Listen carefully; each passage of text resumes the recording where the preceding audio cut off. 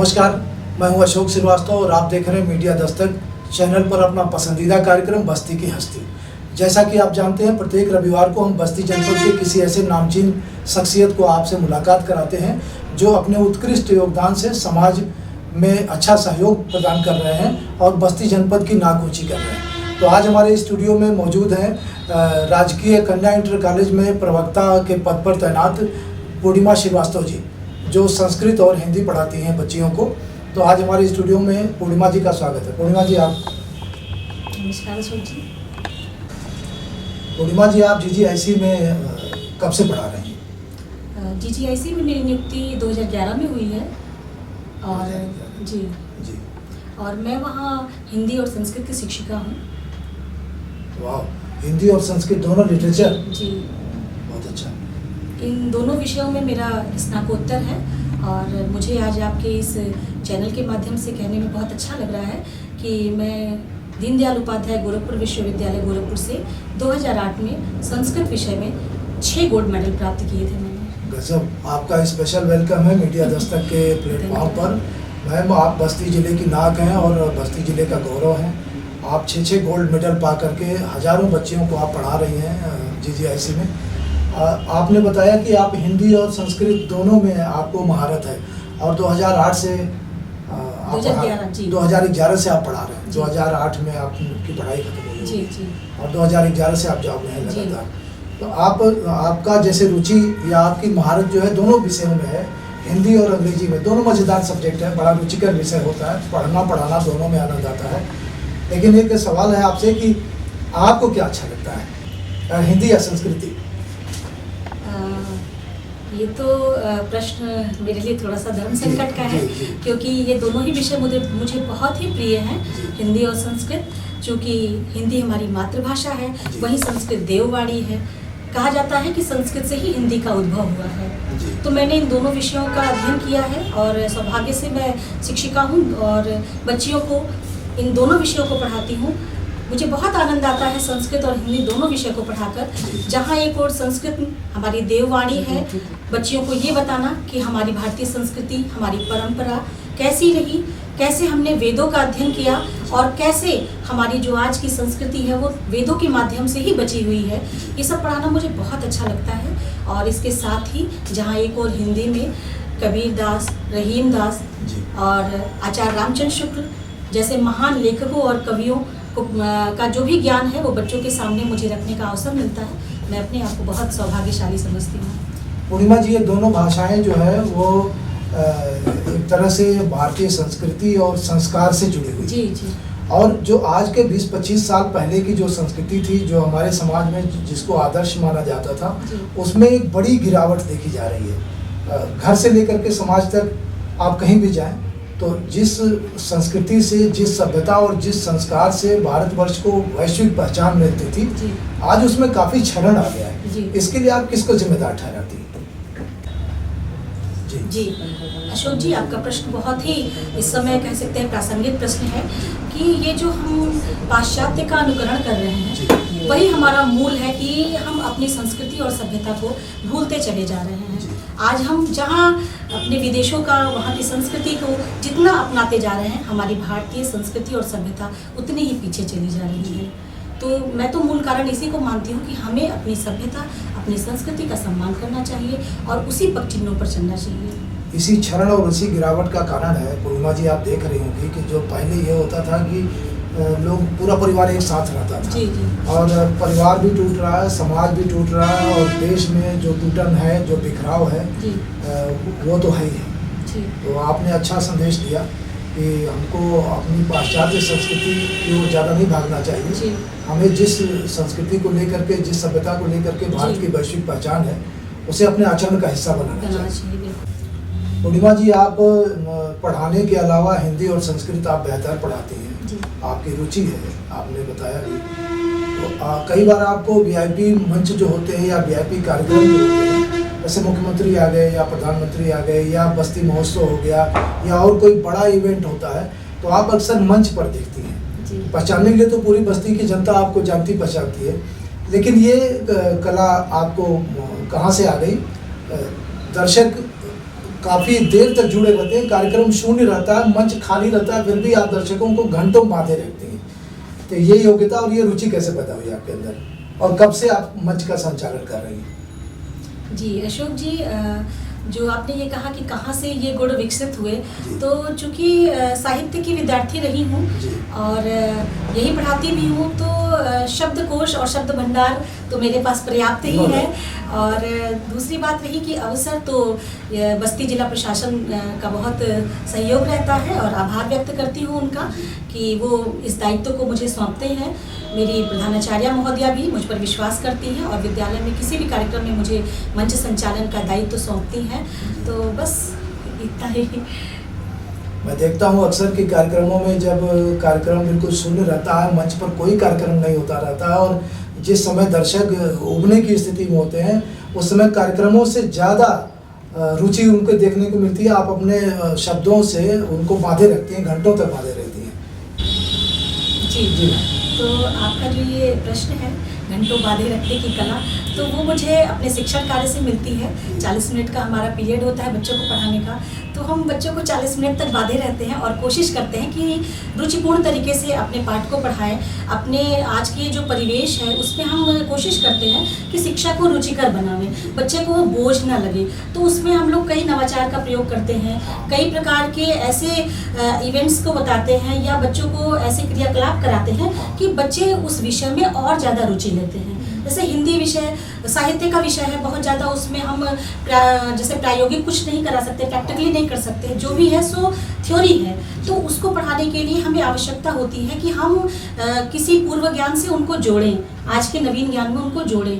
तो इस प्रकार से अपनी कक्षा को रुचिकर करना और बच्चों को अपनी बातों से बांधे रखना, ये शिक्षण कार्य से ही मुझे आया है। तो कक्षा में आप 50 बच्चियों को पूरे मनोरंजन के साथ पढ़ाती हैं, और जब आप किसी इवेंट में होती हैं तो हज़ारों लोग आपके कंठ से जो आवाज़ निकलती है उसमें पूरा आनंद आता है लोगों को, और कार्यक्रम में बंधे रहते हैं लोग, मंच से सीधा जुड़े रहते हैं। अजी मैम, आप एक सफल प्रवक्ता हैं या शिक्षिका हैं आप, और हिंदी संस्कृत अच्छे से पढ़ा रही हैं, और मंच संचालन भी आप बहुत बेहतर करती हैं। तो सवाल ये बनता है कि यदि आप शिक्षा के क्षेत्र में नहीं जाती तो इसके अलावा आप क्या बन सकती थी? अगर शिक्षिका नहीं होती तो क्या होती आप? शिक्षिका नहीं होती तो अगर मुझे ये शिक्षा के क्षेत्र में मैं नहीं आ पाती तो मैं निश्चित रूप से समाज सेवा करती। बहुत अच्छी बात। क्योंकि मेरे मन में शुरू से ये था कि अगर ये मानव शरीर मुझे मिला है तो मैं इसे ऐसे ही नहीं व्यतीत करूंगी। निश्चित रूप से इस मानव शरीर का अगर शिक्षा का मुझे इतना अच्छा पुनीत कार्य मिला है तो मैं आपको बताना चाहूँगी कि मैं शिक्षण कार्य में भी समाज सेवा करती रहती हूँ। जैसे बच्चों को निःशुल्क किताबें देना, जो निर्धन छात्राएं हैं उनकी मैं फीस भर देती हूँ, और इस प्रकार से मैं अपनी छोटी मोटी, जो मैं बताना भी नहीं चाहती थी लेकिन आज आपने इस बात को पूछा तो मुझे समाज सेवा, इसीलिए तो आपको बुलाया गया। बहुत सारे लोग हैं कि जिनकी बातें छिपी हुई है और जनता नहीं जानती है। ऐसे ही लोगों को तो हम एक्सपोज कर रहे हैं कि अपने प्लेटफॉर्म पर बुला करके उनके बारे में, जैसे आपके बारे में जितना लोग जानते हैं मैं उससे ज़्यादा बताना चाहता हूँ, क्योंकि आपका काम कहीं न कहीं बस्ती जनपद को गौरवान्वित करता है और आप लोगों से डिफरेंट हैं। आपके अंदर बहुत सारी चीज़ें हैं जिसको अभी निकाल के बाहर लाना भी है, और जो सोसाइटी के लिए आगे चल कर के बहुत फायदेमंद हो। हजारों बच्चियों को आप सिखा रही हैं, उनका रास्ता बदल रही हैं, लोगों की सोच बदल रही है। तो आपके अंदर की जितनी एबिलिटी है, जितनी अच्छाइयाँ हैं, वो जितना ही ज़्यादा बाहर आ जाए समाज को उतना ही ज़्यादा लाभ मिलेगा। आज आपने बताया भी, मैं खुद ही नहीं जानता था इन बातों को। आज हमारे चैनल के माध्यम से बहुत सारे लोग जानेंगे और कुछ लोगों की अपेक्षाएं भी स्वाभाविक से आपसे जुड़ेंगी, तो आप बेहतर तरीके से अपने काम को कर पाएंगे। यही मकसद है हमारा। तो मैं अपनी जो भी मेरे कक्षा शिक्षण में बच्चे होते हैं मैं उनसे कहती हूँ कि बेटा अगर आप किसी भी प्रकार से आर्थिक रूप से कमज़ोर हैं तो आप इसमें शर्म मत करिए, क्योंकि आर्थिक रूप से कमज़ोर होना कोई गुनाह नहीं है या उसमें उस बच्चे की कोई गलती नहीं होती है, ठीक है। तो इसके कारण कोई बच्चा पढ़ ना पाए तो ये कहीं ना कहीं मेरी हार होगी। तो मैं उन्हें किताबें देती हूँ, और अगर कोई बच्चा ऐसा है जो अपनी परेशानी मुझे बताता है तो मैं उसकी फ़ीस भी पूरी भर देती हूँ। मैम, आप राजकीय कन्या इंटर कॉलेज में शिक्षिका हैं जो 6ठी के स्टैंडर्ड से लेकर के 12th तक है, 6 से लेकर के 12 तक, और आपसे ये बात करना विशेष रूप से बनता है कि ये बच्चियों की या बच्चों की ऐसी उम्र है कि जो उनको पूरी तरह से मतलब एक तरह परिपक्व कर देता है, जी, जी। उनका शारीरिक मानसिक सब विकास हो जी। चुका होता है। तो आप मतलब कैसे उनको सही रास्ते पर ले जाने के लिए प्रेरित करती हैं बच्चियों को, क्योंकि आप लोग जो कक्षा में पढ़ाते हैं वो बहुत बड़ा मायने रखता है, बहुत महत्व है उसका, क्योंकि वहीं पर चरित्र निर्माण होता है। जी, जी। जो 1 से 5 तक जो कक्षाएं चलती हैं या जो विद्यालय होते हैं वहाँ एक फाउंडेशन रखा जाता है कि उस पर आगे की इमारत खड़ी होती है, आगे का चरित्र निर्माण होता है।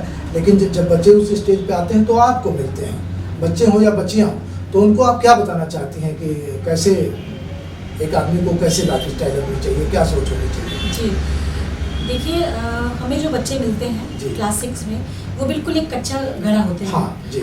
और उन्हें आकार देना, उन्हें स्वरूप देना, उन्हें जीवन का लक्ष्य निर्धारित करवाना, ये सब हमारा कर्तव्य होता है।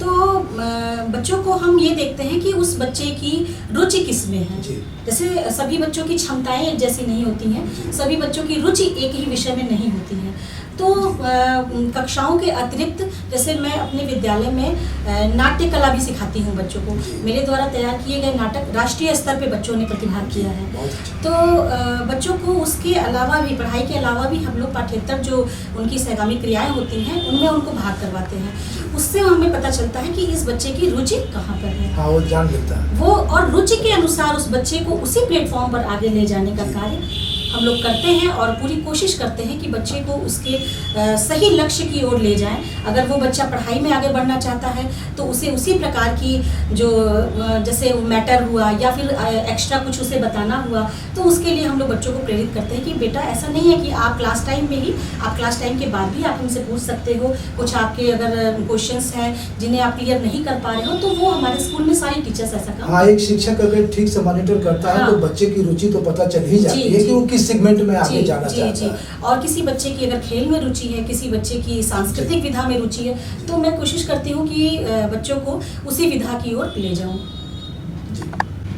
पूर्णिमा जी, जहाँ तक हमें जानकारी है, अभी आपने बताया कि आप गोल्ड मेडलिस्ट भी हैं और 6 बार आपको गोल्ड मेडल मिला है।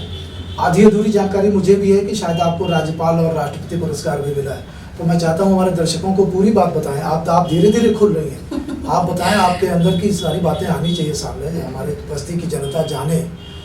जी, आपके इस चैनल के माध्यम से, आपके इस मीडिया दस्तक के माध्यम से मुझे ये मौका मिला है, तो मैं बहुत सौभाग्यशाली हूँ। और हाँ, मुझे राष्ट्रपति गाइड हूँ मैं, स्काउट गाइड की संस्था से मुझे राष्ट्रपति पुरस्कार प्राप्त हुआ है। और उस क्षेत्र में भी मेरा योगदान रहता है। विद्यालय में जो बालिकाओं को स्काउट गाइड सिखाया जाता है उसमें मैं सहयोग। ये आपने राष्ट्रपति सम्मान कब पाया? ये राष्ट्रपति सम्मान मैंने 2007 में पाया था। Scout guide? जी जी। और राज्यपाल वाला बता रहे थे? राज्यपाल पुरस्कार तो ये जो गोल्ड मेडल मिला था ना, उनके हाथों से मिला था। उनके राज्यपाल के हाथ? जी। कौन राज्यपाल थे उसमें? जी, उस समय टीवी राजेश्वर महामहिम हमारे थे, उनके हाथों से मुझे मिला था। मैं अब एक सवाल आपसे ये पूछना चाहता हूँ कि जैसे आपने अभी हम लोग कल्चर की बात कर रहे थे, गिरावट की बात कर रहे थे जी। तो आप एक शिक्षिका हैं जी।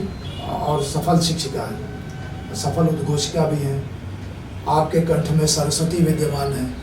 आपने बताया कि आप बच्चों को लघु नाटिका या नाटक भी तैयार कराती हैं कॉलेज में, तो निश्चित रूप से आप कुछ गाती और गुनगुनाती भी होंगी, ऐसा कुछ है क्या?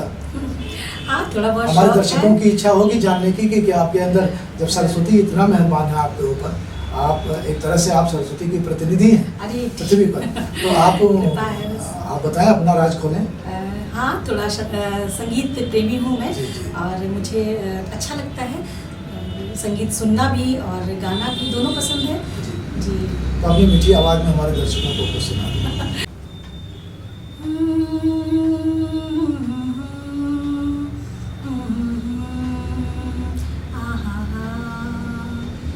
इतनी शक्ति हमें दे न दाता, मन का विश्वास कमजोर होना। इतनी शक्ति हमें दे न दाता, मन का विश्वास कमजोर होना। हम चले नेक रास्ते पे हमसे भूल कर भी कोई भूल होना। इतनी शक्ति हमें दे न दाता, मन का विश्वास कमजोर कमजोर होना, इतनी शक्ति हमें देना दाता, मन का विश्वास कमजोर होना।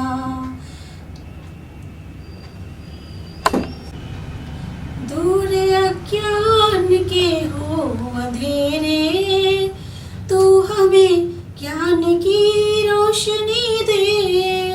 दूर अज्ञान के हो अंधेरे, तू हमें ज्ञान की रोशनी दे। बैर होना किसी का किसी से, भावना मन में बदले की होना, इतनी शक्ति हमें देना दाता, मन का विश्वास कमजोर होना। हम चले नेक रास्ते पे हमसे, भूल कर भी कोई भूल होना, इतनी शक्ति हमें देना दाता, मन का विश्वास कमजोर होना। धन्यवाद। धन्यवाद पूर्णिमा जी, आपने बहुत अच्छी प्रार्थना सुनाई हमारे दर्शकों को, और जैसा सुना गया है उससे कहीं ज़्यादा देखा गया। ये प्रार्थना ऐसी है कि जब भी ये बजता है, इसकी धुन कानों में आती है, तो ऐसा लगता है कि किसी अदृश्य शक्ति से तार जुड़ गया हो।